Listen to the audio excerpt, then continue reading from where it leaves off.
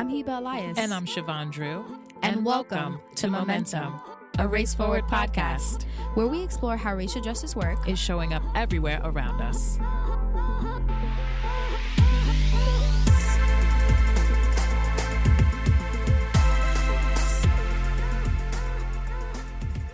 Hey, we're back. So I was just trying to get a sense of what Hiba is wearing. I am remote at my laptop with my holiday tree still up that Hiba is judging. I'm not judging. I'm actually, whatever floats your boat at this point, Chevon. So I think, Hiba, you stood up and I see you're in like a gray sweater, which I am too. So once again, we're looking like twins. Coordinated. Great minds think alike. Yes, factual. How are you, Chevon? I'm doing well. I am really excited about my new nails. I don't know if you can. Yes. Can you see these on camera? So yes, they look amazing. Please tell them what's on your nails and why you got these. So these nails are painted in all the colors of candy hearts. I call them my pre-Valentine nails. Mm-hmm. They look amazing, by the way, y'all. Yes, they are a love letter to some of the pop stars that have been inspiring me and, just giving me all the feels lately. Mm-hmm. Yeah. Mm-hmm. So like Normani is on one, then the other nail has just a bunch of like hearts on it, and then Lizzo's on the other. There's Riri on here. There's Meg Thee Stallion. Showing extra love to Lizzo. Kind of, yeah. So speaking of Lizzo, it's funny that I got these nails because I was thinking just about how Black women who are in the public eye can be so successful, but yet also so hated, Girl, let's talk about it. And just targeted for, I guess, the type of vitriol that people only reserve for Black women who they don't feel should be allowed to be joyful in their success publicly. Right. Lizzo definitely seems to be one of those people. She's attracting a lot of attention. She definitely is. A lot of positive and negative attention. Right. I mean, I'm checking out her gear, her outfits, all of that. The music is good. I stand. And Jillian Michaels seems to have other opinions. Do you want to tell the audience who Jillian is? I think a lot of them probably know. Jillian Michaels, who is a former trainer and host of The Biggest Loser. So she's your biggest loser for this week? Listen, what are you, Charlamagne? I'm trying, listen. She's your donkey? Hashtag, she's my donkey of the week. Or I should say the month, because I haven't been so disappointed. She recently had an interview where she's expressed basically complimenting her and also body shaming her all at once. She's expressed that she's a huge fan, but does not agree with her body weight and is implying that she's essentially going to receive diabetes and that we shouldn't be focusing on her body, we should be focusing on her music. But in a sense, if you're saying that, it's also like, why are you even commentating? And you can tell that the host that she was sitting down interviewing with, she was trying to uplift Lizzo in a sense, but Jillian Michaels was so adamant about the fact that Lizzo was overweight and that we shouldn't be paying attention to it, but Lizzo specifically should be paying attention to her own body.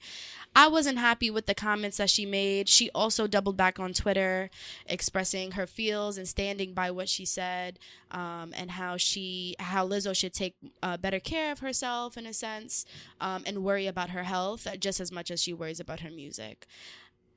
I can understand from a fitness point of view what she's trying to imply, but I think her messaging and her communication came off completely wrong.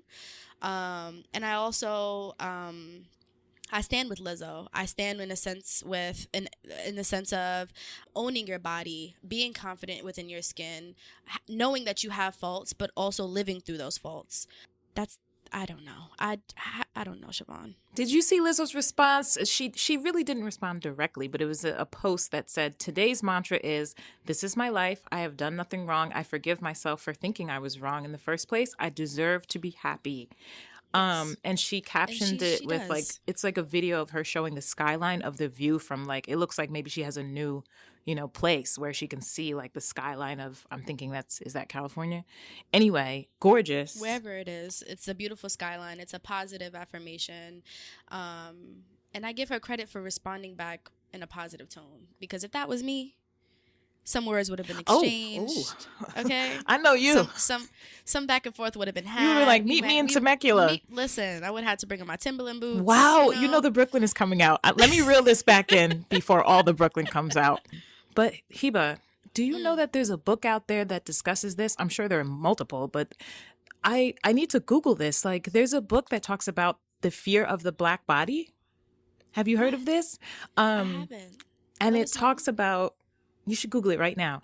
It talks about the history of anti-Blackness in terms of the way that white supremacy is constructed around shaming what are, the indigenous bodies that so many of us inhabit, which are so fly, right? Which are, of course, there's all types of ways you can try to control people. And one way is to try to literally control what they think of themselves, what they eat, how they see themselves. Right. And using the body as a way to exoticize or shame.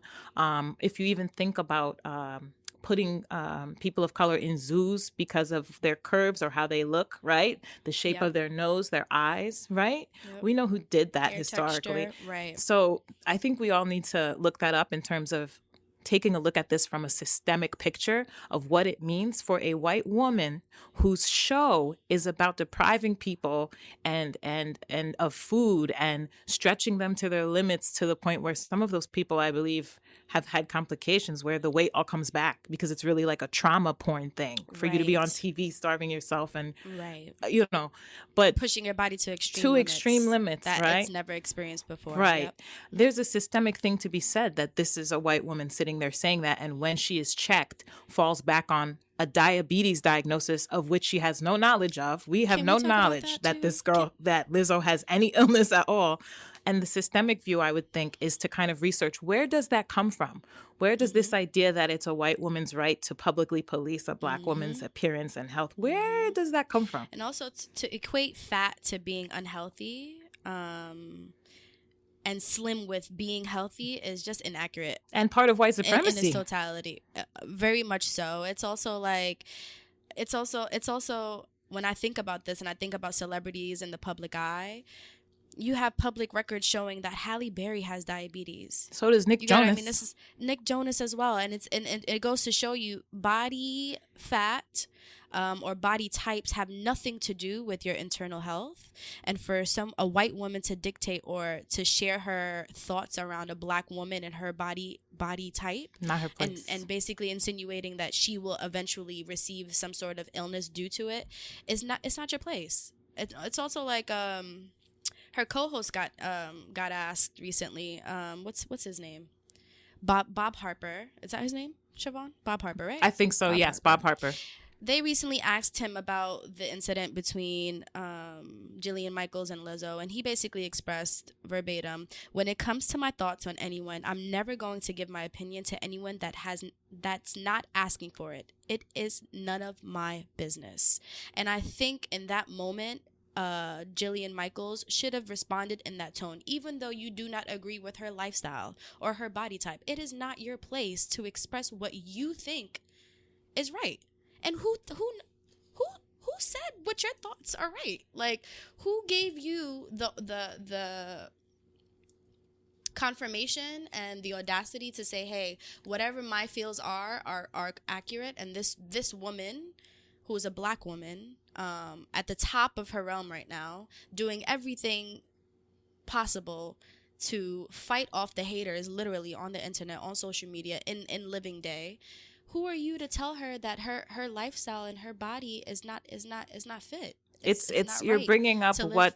what a lot of people attack Lizzo around, which is it's like a fat phobia. I don't know if you ever experienced that or if you were ever introduced to it.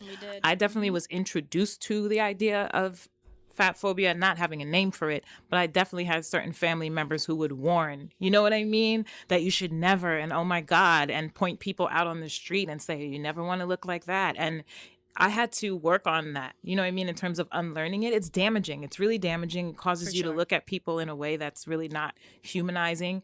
It's also, I would say, linked to a white supremacist cultural view of the world. So it's unfortunate that when you grow up enmeshed in all of this, right, any one of us could treat another person that way. You know what I mean? Because of what we're seeing in media and what we're fed constantly. I think that we could also systemically try to do some of our own research on the history of fat phobia and what are there racist roots to that as well, right? and try to educate ourselves in that way, because there tends to be, a systemic root cause of a lot of the ways that we harm each other, I would say, in the US. Like the way that people could sit up on a TV show knowing that this girl receives the levels of vitriol and abuse that she already receives on social media just for inhabiting the body she's in and being joyous and winning. For that woman to do that, to me, it's like, how did you not know that more harm was going to come that girl's way? Mm-hmm. You know what I mean? Mm-hmm. I think she ended up taking a social media break after it as well, because the amount of people who like to engage in fat phobia publicly to make themselves feel good, like they flooded into her mentions. So what would you say are your final thoughts on this one? I just feel as though people should let people live and not place judgment, because it's not your place to hold judgment or express judgment onto other people. I definitely feel like there's a lot of unlearning to be done in a sense of shaming, in a sense of visualizing your own body and not saying that your body is the most elite or the most accurate way to have a body, acceptance of all body types, and also just let people be. You don't know what Lizzo is experiencing from day to day. You don't know what anyone on this earth is experiencing day to day. So for you to place judgment and add a load onto that person is just unfair, and it's cruel, and it's inhumane. What about you, Chevon? What would you leave this with? In general, I would always caution for white women when a woman of color, when a Black woman specifically is being discussed in terms of her appearance, it's always a good time to be quiet. It's always a good time to maybe make no comment at all, right? We've seen what white people have written about Serena and her appearance and her body. It's always a good time for white women to not comment on Black women's bodies. There's never a better time than the present. Also, I would say Jillian, I think, exposed herself here because a lot of what she's saying is not even backed by science at all. You know what I mean? In terms of like weight immediately means you have diabetes, this and that. So you can tell that this is not actually coming from the place of a trainer, because I think also studies show that shaming and abusing people in public forums or even in private, if you're the parent of someone, a child who has a lot of weight, like that doesn't encourage the person to take any action if their health were in danger or not. Like It just doesn't. Right. So I think she's exposed herself here, and I think people did show some love for Lizzo, and that was encouraging. And I wish Lizzo the best, and I wish Jillian Michaels some research and knowledge. And yeah, Lizzo, keep rocking on, girl. Keep rocking you on my nails, girl. Let's make it a good week. Facing Race is coming to North Carolina in November of 2020. Are you ready for the largest multiracial, intergenerational conference of organizers, creatives, and movement makers? Facing Race is a unique collaborative space for racial justice that you can bring to life by becoming a sponsor. You'll help us to present over 90 breakout sessions, host 2 dynamic keynote presentations, fund the Raceflix Film Festival, showcase local art, and provide childcare for our attendees and much more. Receive perks such as full registration, vending opportunities, prominent logo and ad placements across all our platforms. Ready to help us make history? Contact us today to secure your sponsorship for Facing Race 2020. Hello, Hiba. Hi, Chevon. How you doing, Melissa? Thank you for having me. I'm really excited to be here. Let me tell you who I am. My name is Melissa Frankie. I'm the Director of Communications for Race Forward, and I'm also the co-producer of this amazing podcast and work with you all very closely. So Melissa's here to share with us some amazing news. Do you want to let them in and let them know what's going on? Sure. I just want to make people aware of this excellent series coming out about Latinx identity on our Colorlines news site. For those that don't know, Colorlines is a race explicit daily news site that talks about politics and culture and gives you a racial justice lens on all things current events and pop culture. The series of articles was produced and written by our senior fellow, Rosana Cruz, who's a Cuban-American identified activist extraordinaire. Shout out RC.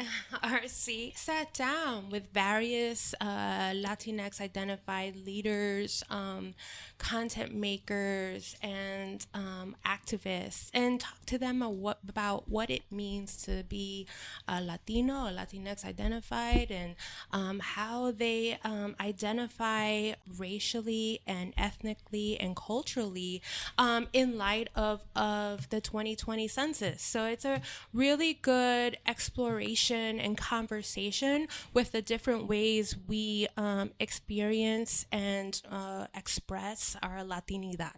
And that's really important because the country's demographics are changing rapidly, right? So you have a lot of Latinx identified people, but that doesn't mean that they all see themselves the same way in terms of what solidarity looks like for their people or what their experiences are, or even how they're raced, as you might say, and how they're perceived by others as they move through this country and the bodies that they inhabit, you know?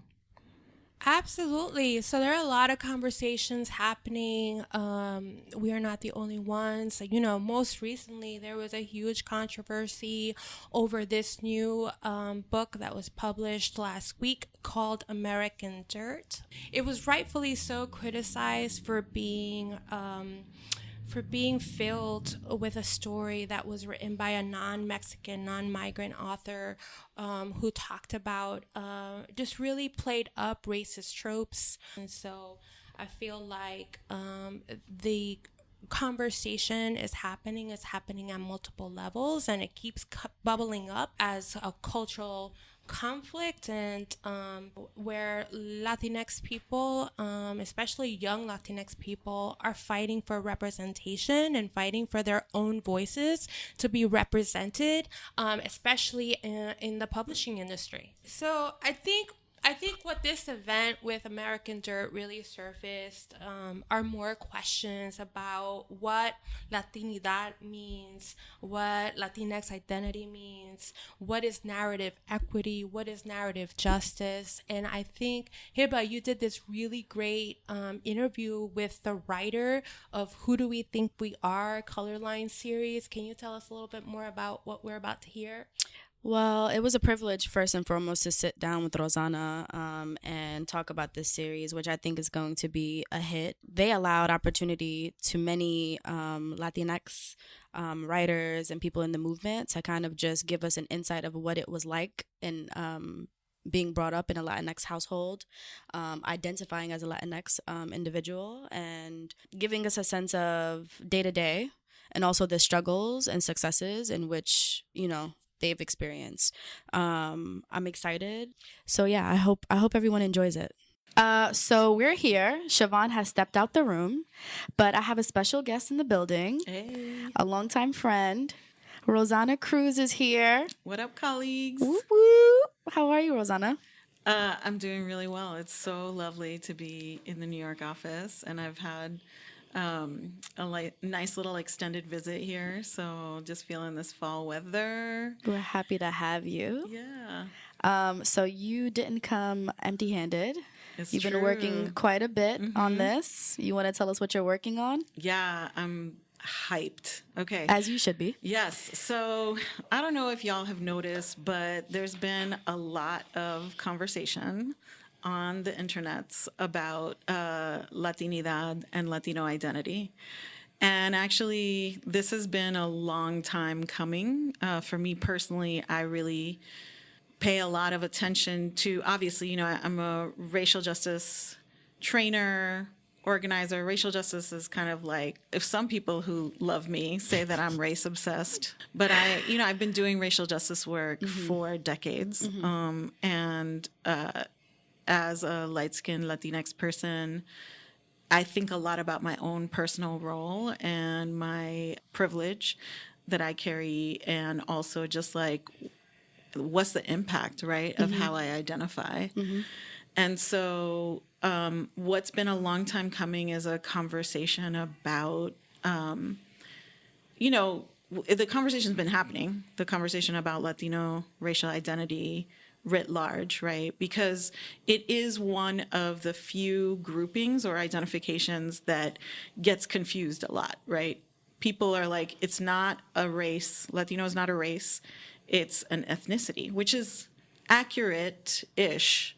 It's accurate by the book, but then when you look at how the word Latino is used In context. and how people, the conventional wisdom of how people identify Latinos, it is also racialized, right? So if you close your eyes and you imagine what a Latino person looks like, the image is very often a racialized image, but then also the representation of who gets to wear the label Right. of Latino. So you could say has it's debated. Everything, right? Yeah, actually, that is one of the things that I say in the intro of this series is that Latino racial identity is contested, and even the definition of Latinidad is contested. So I've been thinking about this. I don't know, let's say 30-something years, and then. That might be an exaggeration, but not too much, right? Because I grew up in Miami in the 70s and 80s, and growing up in this super multiracial Caribbean neighborhood that wasn't primarily Cuban. I really thought a lot about like why is there so much distinction, right? Along race lines, along color, like skin color, like how light skinned or dark skinned you are. And also like the mixing of racial identity with ethnic and national origin. Right. So I've been thinking about it for a really long time, and then I got this great opportunity through my fellowship because I'm a senior fellow now at Race Forward, now coming into my 6th year. You know, I've always been a Colorlines reader and a big fan, and I've gotten a few times to contribute, but I wanted to do something significant and sustained, and I thought Colorlines was like the perfect place to really extend the conversation. And if I were just to come at it from my own experience, it would be very narrow. Right. But I think talking to other people and getting this wide array of information and all of the ways that people talk about their racial identity and the representation of the different positions in the conversation about Latinidad and about Latino racial identity, right? And people being like, it is a race, it's not a race, it's both, it's an ethnicity and a race, but also the impact of people using it as a race is the erasure of Afro-Latinos, which is really like so crucial to me to like fight anti-Blackness in the Latino community and also in general for Latinos of every skin tone to support Black liberation inside and outside the community. And so there's so many different conversations there, right? That it couldn't just be one person talking about it. Right. So I put together a list of like all different kinds of folks who are both in the public eye and in the racial justice world and just doing organizing, doing, you know, important cultural stuff. So I was like, yeah, you know, if I talk to a bunch of different people, I bet I'm going to get a lot of different answers. And so I came up with a list of questions, and I've started interviewing different folks and asking them the same questions, especially given part of the impetus for this project is not just the conversation about Latinidad on the internet, but the fact that the census is coming up. So every 10 years, it feels like a climax of anxiety, right, around Latino racial identity. For people who fill out the census, you become confronted with this reality of how the government counts us. And for me, the way that I was introduced to this before the 2000 census was through racial justice organizers in Puerto Rico who were talking about Latinos becoming a very large demographic in the U.S. in the next 20 years, and feeling like the ways in which the census questions split us up really undermine the power, the potential power of the Latino community, right? And so it's interesting to think about that in terms of like, right, it's important to have conversations about identity, and that's great, but let's talk about what is the impact of that. So in the interviews, I interview a bunch of different people and I ask them, what did you fill out on the census? Did you fill out the census? At all. At I see all, that, yeah. right? So that's a whole interesting conversation. And then if you did fill it out, what did you say? And it's interesting because a lot of people talk about filling it out with their parents. So, and then the experience of their parents versus their own, right? And their Two different worlds. And just the ways in which their parents have different responses around race and racial identity than they do. And so, you know, to me, that was a really fascinating discovery in the process of the interviews that I've done so far. Well, here, everyone, you heard it here first. You can find Rosana's series, Who Do We Think We Are, on our Colorlines website. Rosana, thank you. Thank you for joining us. Inclusion, dignity, equity, love, and unity are values that deeply shape social change work. Many institutions struggle to live out those values and policy in our organizations and in our culture.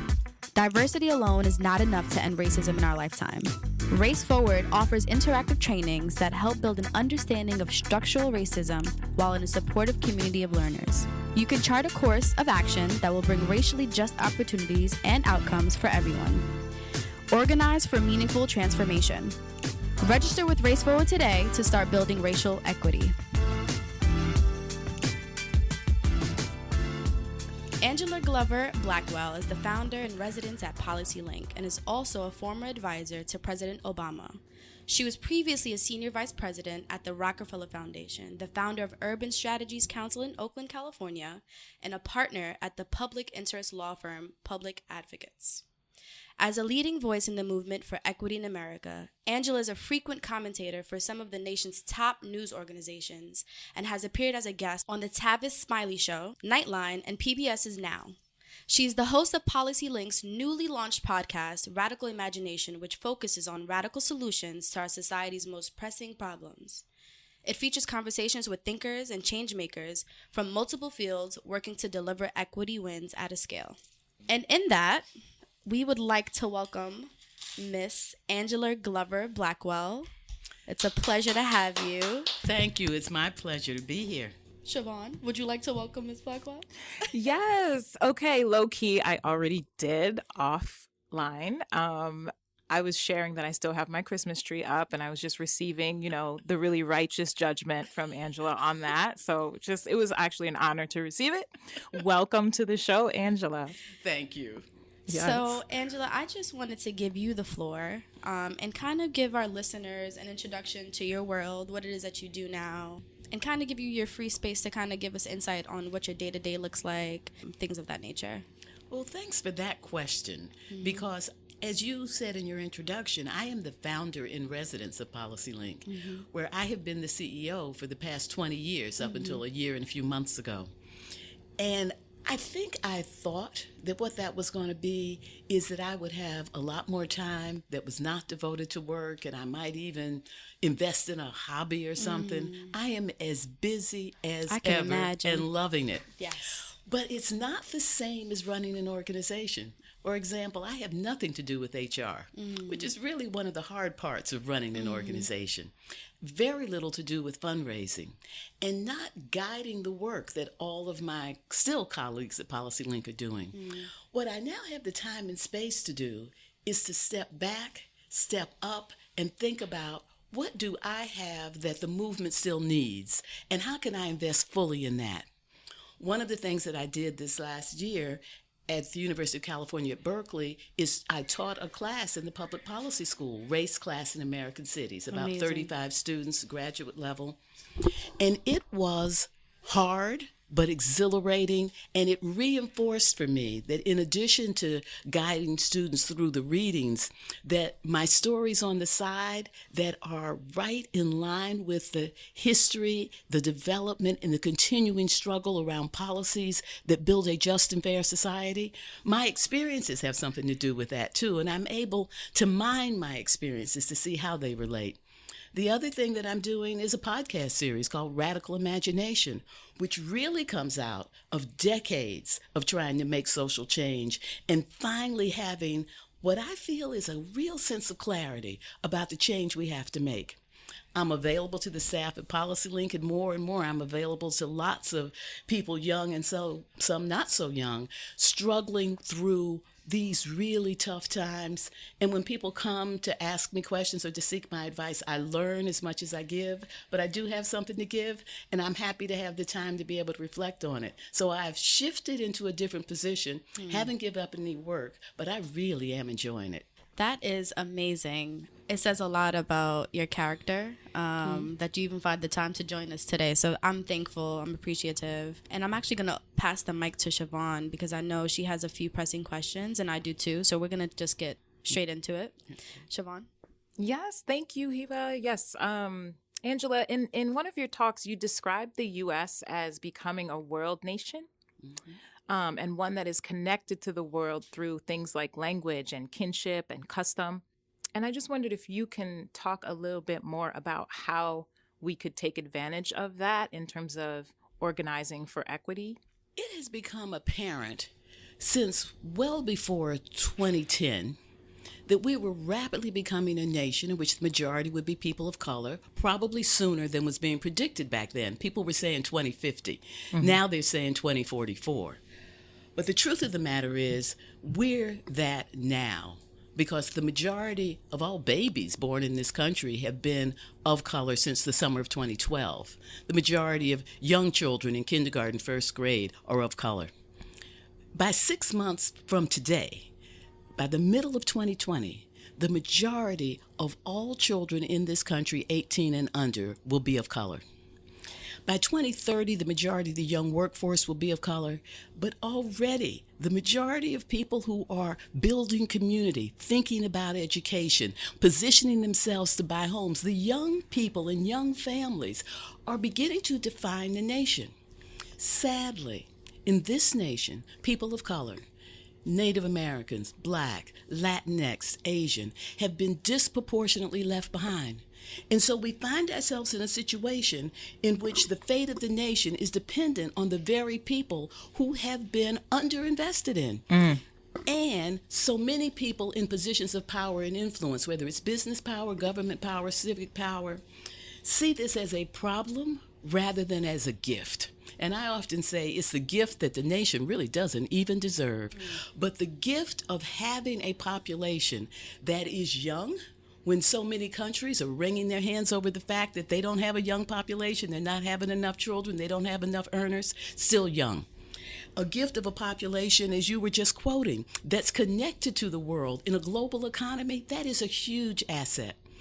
And people of color, Black, Latinx, Asian, are 3 times as likely as people who are white to start a small business.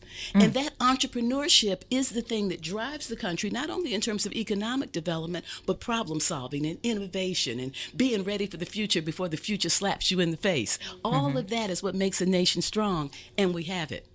And so what I have been obsessed about before this became the conversation, I have always been obsessed with making sure that this was a just nation. And I have struggled mightily to find the frames that get people to care about that. There are a whole bunch of people who care about it because it's the moral thing to do. There are a whole bunch of people who care about it because the boot is on their necks. I want that group to be strong and see its power and to begin to capture the imagination of people who don't necessarily care about it, people who just think they're concerned about a bottom line, people who think they're just concerned about the GDP. I want those people to see this is in all of our interests. If we get it right for the people who are going to be the future and build a fully inclusive society, it'll be fair, it will be just, it'll be a democracy that we'd be proud to stand on the world stage, and it would be one in which all are participating, prospering, and reaching their full potential. Wow. Well, the country that you describe, the future you describe, also sounds like a really well-seasoned one. If it's that many people of color, I'm looking forward to all the cuisine. Sorry, I had to throw that in there. I'm just a fan of seasoning.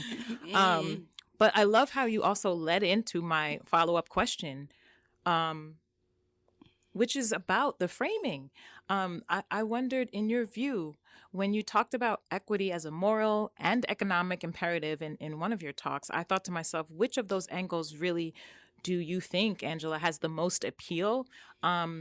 And so it's so interesting that you were going down that road. Like, how do you get people to listen who don't feel that my struggle is your struggle, or who don't really think that it's an economic imperative? Maybe some feel it's moral, but they're not able to convince those who think it's economic. Is there a bag of tools that you're using? Is there framing that you've landed on that is so perfect that moves people that we need to know about? I struggle with whether the frame that I've just described has much reach outside of people who are already wanting to build something inclusive. Mm-hmm. I think that people of color and people who are activists like the frame because it is welcoming, it is positive, it is inclusive.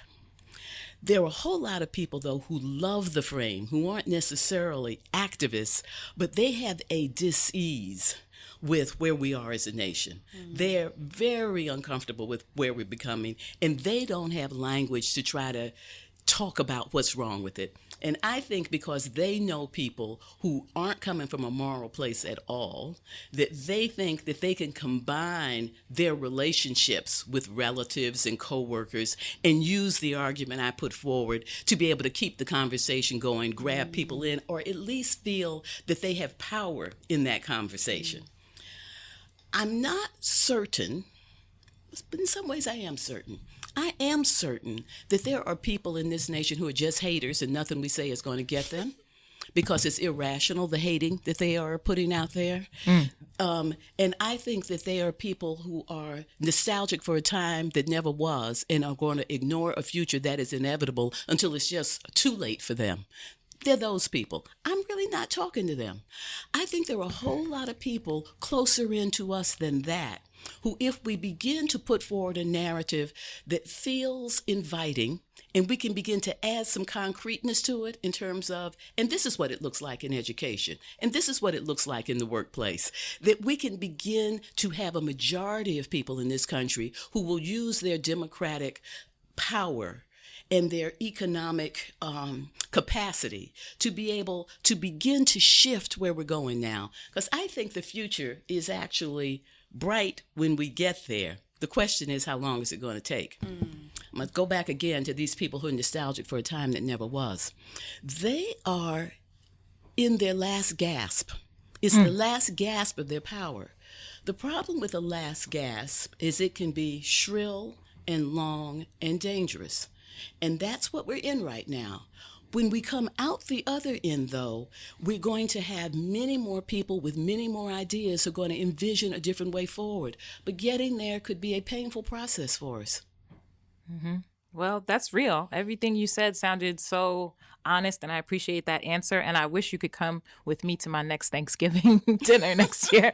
Hiba, what about you? What is on your mind? No, that brings up some thoughts that I've had in terms of keeping the hope alive. And it brings up feels around some of us who may have hope for the long run. But then I think about those who are individually experiencing inequality in the workplace, not only the workplace, but just on an individual level, in their communities and things of that nature economically. People are losing hope. They are. Right? People are losing hope, and you are one of the figures that speaks positivity. What would you tell these people, and what advice would you give them on an individual level to come out of where they are mentally and emotionally? I'm going to take the first part first about hope given where we are as a nation. Right. I talked about the shifting demographics, but there are two other things that define this moment that I didn't get into. One is that the conversation about inequality that began in 2011 has continued. It was about the 99% then, and we don't necessarily talk about it in terms of the 99% and the 1%, but the inequality conversation has continued, become more sophisticated and more defined. That inequality, we're now talking about as toxic inequality. hollowing out the middle class, baking in poverty, installing economic mobility. And this is not just the conversation that a few are having. The International Monetary Fund, the Federal Reserve, particularly the Federal Reserve in Cleveland, has been pushing this forward.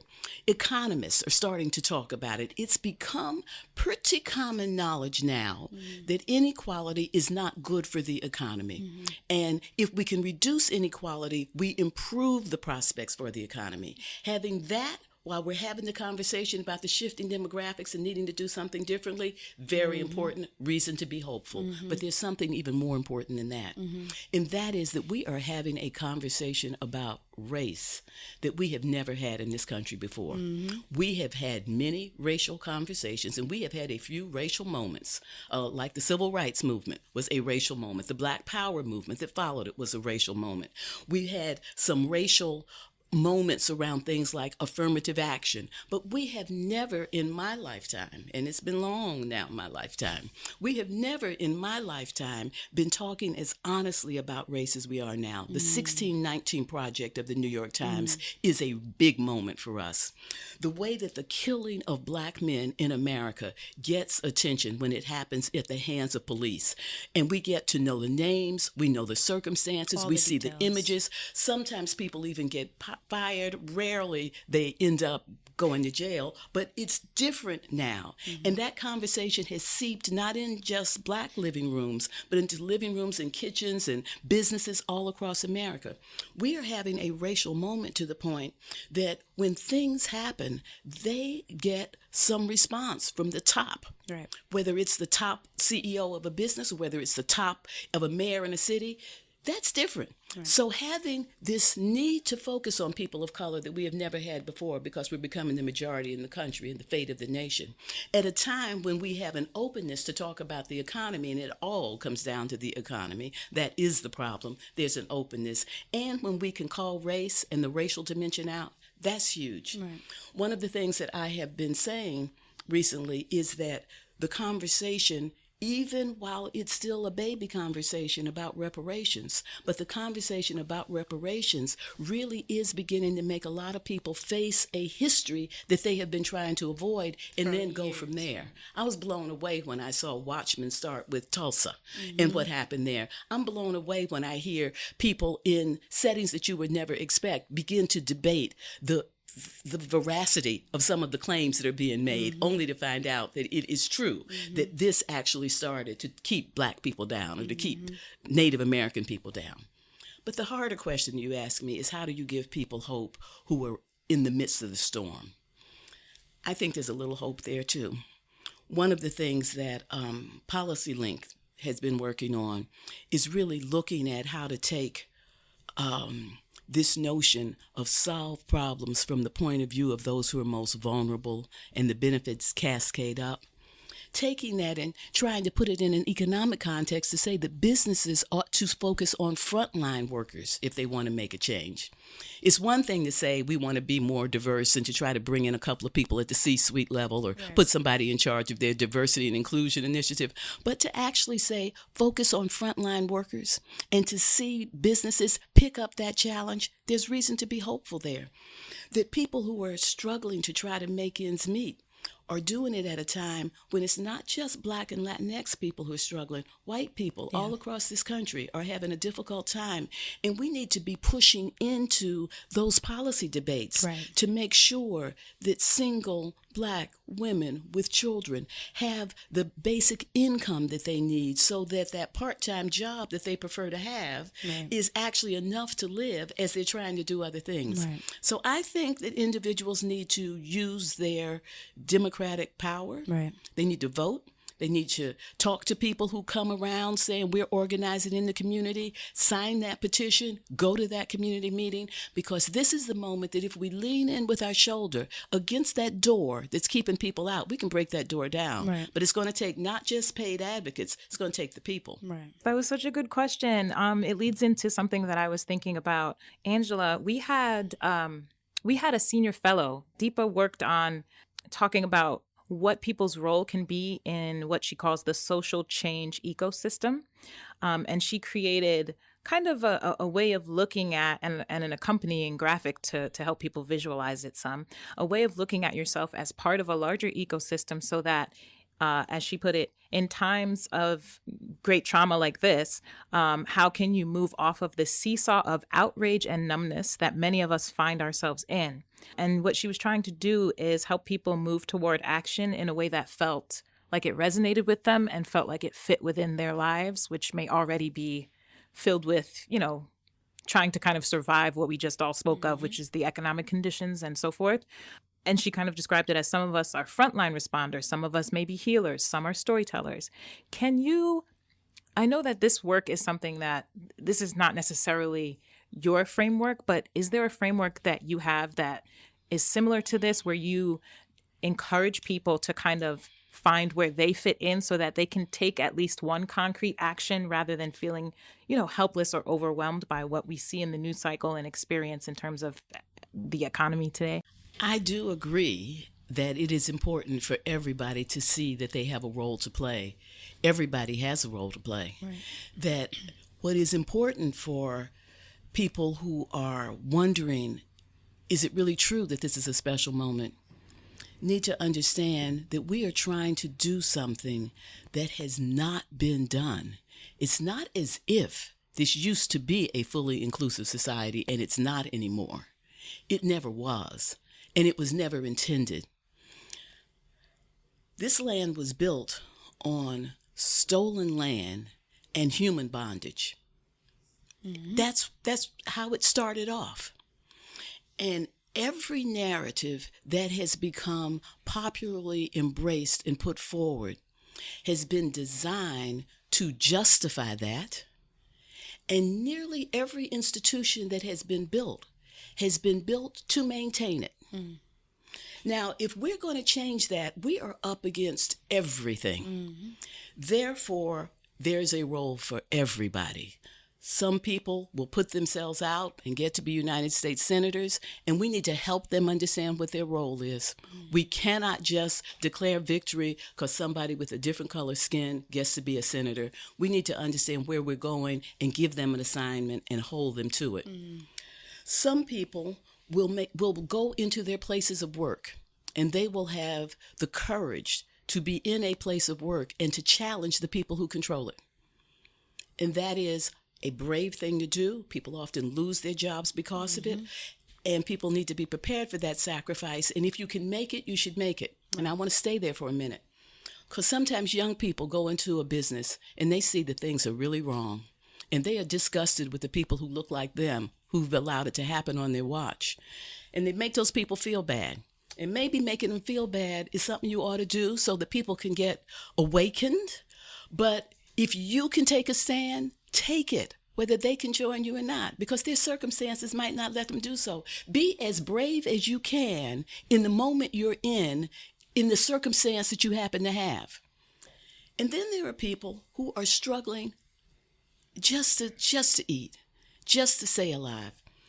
And I have found that it is energizing to be able to try to, on top of everything else you're struggling with, find people who want to join with you to make a difference. We just had the most extraordinary thing happen in Oakland, California, which I know you followed in terms of Moms for Housing. Yes, we signed on to a statement about it as well, supporting those moms. Thank you for doing so. But those moms, 3 of them went in, took over a house that had been abandoned for 2 years, owned by a corporation in a city where we had 4 times as much vacancy as we had homeless people. 4 times as many vacant units as we had homeless people. Of course they did the right thing, but it was against the law. Mm-hmm. Being able to support people who are doing something that is right, but not right under the law, takes bravery, even if you're not the one who's doing it. Yes. Come out and support them. And then in your life, as you struggle through, find hope by being a part of something bigger than you. Your tenants association, your neighborhood association, your mom's group, your dad's group, whatever it might be. I do believe that there's a role for everyone, that we should make all of those roles as important as any other. Right. That if the people don't rise up, the senator really has no power, right, no matter how they got there. So yeah, I'm glad that you all are looking at that and helping to put it in a form which makes it easily accessible. Yes, and I did follow up and shared with our audience on social media that they won the ability to purchase that house via a land trust, so that this won't happen again to that particular house. So that's a huge victory. Yeah, how for could I them. have also a forgotten to blueprint. mention that? They It's also- won. It was amazing. It's a blueprint for anyone else that wants to follow that same path. It is a blueprint. Yeah. Thank you so much for that answer. That was very detailed, and I felt like will give people a sense of where they fit and all the ways that they can get active without necessarily feeling overwhelmed by the options. So thank you. I just wanted to jump in. You elaborated about roles within the movement and within the fight. What experience did you endure for you to say, this is my place within the movement, this is where I want to start, and this is why I want to do it?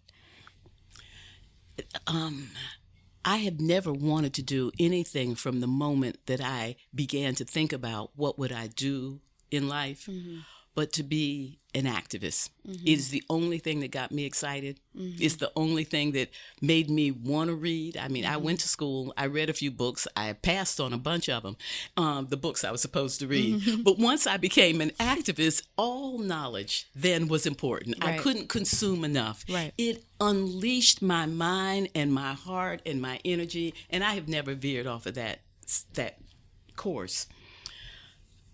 Where did it come from? It came from a family that was active. Father had been with the NAACP. He started the first teachers union in St. Louis. So definitely that. My mother was a reader and she was always probing. So yes, they've certainly influenced me. But I always say that it is such a grounding thing to be Black in America. I have never wondered what my purpose was. And I don't think that many Black people do worry. Some don't want to step into their purpose. But once you realize what's going on in this country, you got a purpose. It's to fix it, to do something about it. Some people try to do it through the model that they live. Some are activists, some go to extremes. But I've always felt grounded in purpose. I have found, though, that right now, and I literally have been a change agent for 50 years.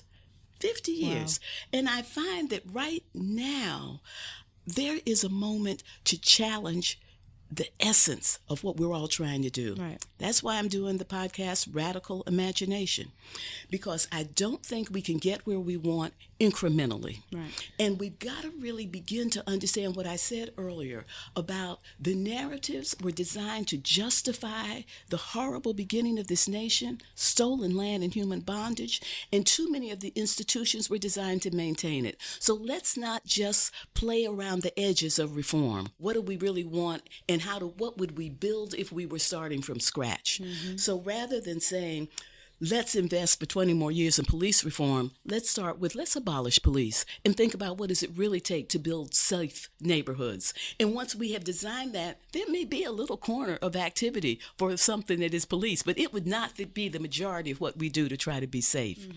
We need to say, in a nation where we need people to be secure, that we need to have a constitutional right to housing, right to water, right to income, to be able to have a base. So the idea of a guaranteed income becomes an essential thing. I don't care whether it's part of what we believe in terms of our narrative of rugged individualism or not. We need it now. And people often want to work. Even if they don't quite have to, they want to be able to test their skills, build their muscles, see what they can do out in the world. Guaranteeing a job for people who want to work is a way to be able to make sure you're doing that, as well as making sure you're tapping the unique and powerful contributions of everyone. So the Radical Imagination podcast really, I think, comes at the right time in my career to have tried a lot of reform, to have tried through public interest advocacy, to have been an organizer on the ground and understand that we all are working for the same thing, but have we really believed that we can have it? Have we really painted a picture of what it's going to take? Let's paint that picture and be radical in our imagery and radical in our process of making sure that we build this fully inclusive society. I don't think we're going to have a lot more chances to do so. We need to seize this moment. Now. Yes, the time is now. Amazing. And I'm also excited to listen in. I love that we're getting now into some of the policy stances that you hold. I know we were speaking a lot about, things that are less direct policy, but this is an awesome segue into what I was wondering. When you say that We need some constitutional rights to certain basic ways of living, such as a universal basic income, a right to water, a right to housing. Some of these things are directly, as we saw with the housing case in Oakland, they seem to be directly an affront to the way that our society works under capitalism right now, in terms of some of these things being considered things that if you don't have the money to pay for it, right, then you don't get it. Unless maybe if you have, like they say, if you're disabled and you can let the water company know, maybe they'll keep your water on for a certain amount of time. So I would love for you to talk about the way that our society works under capitalism now, in terms of us not having constitutional rights to things like water, housing, or a basic income, and how do you think that our imaginations can be opened when they have been colonized? Let me just take housing again, because I think it's such a classic example.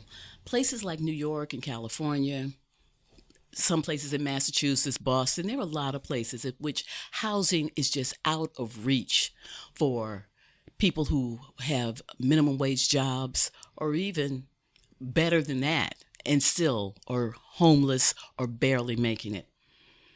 The fact that we have a housing crisis right now that is so intense, that we have in Los Angeles block after block after block of people living in tense homelessness. If you haven't seen it, you have to go and see it. I have gone. I saw the same thing in Portland, and I'm concerned about the idea that people can see that and still say that, hey, we can't just give people housing. You know, you have to pay for it. People themselves who don't have the money to live in a city like New York or live comfortably where they live will still say things like, but we can't just go giving things to people. And yes, you can. Yeah, you sure can. And what we have to say is the housing crisis in America represents a market failure. That people are always telling you it is the neoliberal view that markets will fix everything. This is a market failure. Markets have created an unaffordability issue when it comes to housing, and we can't build ourselves out of it.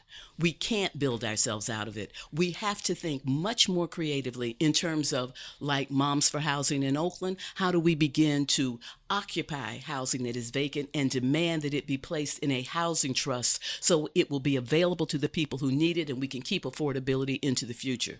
We have to get away from this narrative of home ownership and having everything drive toward home ownership. We need to drive toward renters. We are becoming a renter nation, and we need to make sure that as a renter nation that we have rental property that is affordable, which means in addition to building more of it, we need to make sure that the housing that is affordable is all under just cause eviction, not just some of it. That we really are making sure that if you are renting a home, that you have rights as a tenant to be able to be there. We have to think expansively about what is the role of government when there is a market failure. What is the role of government to try to prevent a market failure? And if there is a market failure, what does government do in terms of making sure that we give housing to people so that nobody is sleeping on the street? I've been here in New York for about 10 days now, and there is a man sleeping on the street through the night. I don't know if he's there all night, but he was there when I came home at midnight, and he was there when I got up at 8 o'clock. He was there all night long in the cold weather. We got to give people housing.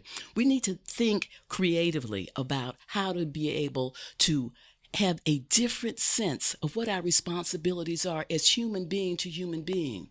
Part of it is to be engaged in economic activity, but it does not have to be oppressive activity that kills people, that leaves people out. And therefore, I suspect that this moment where I've talked about toxic inequality beginning to define it is going to bring some things forward. We have always had cooperative businesses, but they have been on the margins. They need to come inside and think, how do we begin to do this at scale? How do we establish the role of government?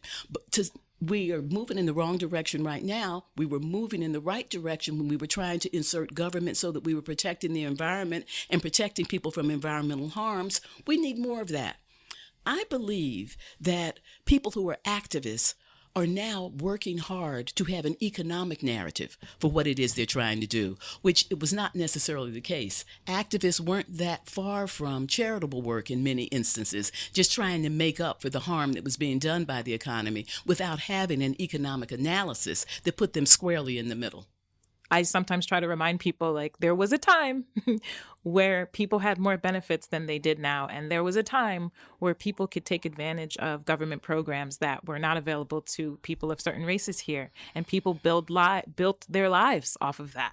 Right. So if there was a time that happened, then we can definitely return to a healthier one and a better one, because as Angela said, we can't long for a history that wasn't kind to so many of us in this country. We can build something that's better. So thank you, Angela, for that. I want to say thank you once more for joining us. And I also want you to share with the public where people can listen in to your podcast and, how to stay connected to you. I hope that people will listen to Radical Imagination. They better. You can find it at radicalimagination.us or wherever you get your podcasts. Okay. And please send me messages. I want to hear from people. I'm enjoying doing it and open to new ideas and things to pursue. Amazing. It's been a pleasure, Angela. Thank you for joining us. Oh, my pleasure. Thank you for asking me.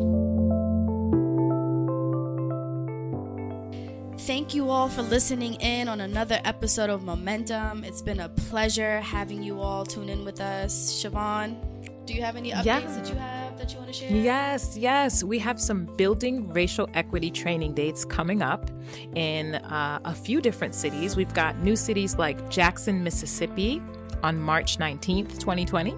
We've got St. Paul, Minnesota on May 19th. We have Madison, Wisconsin on May 21st. We'll be in Raleigh, North Carolina on June 18th.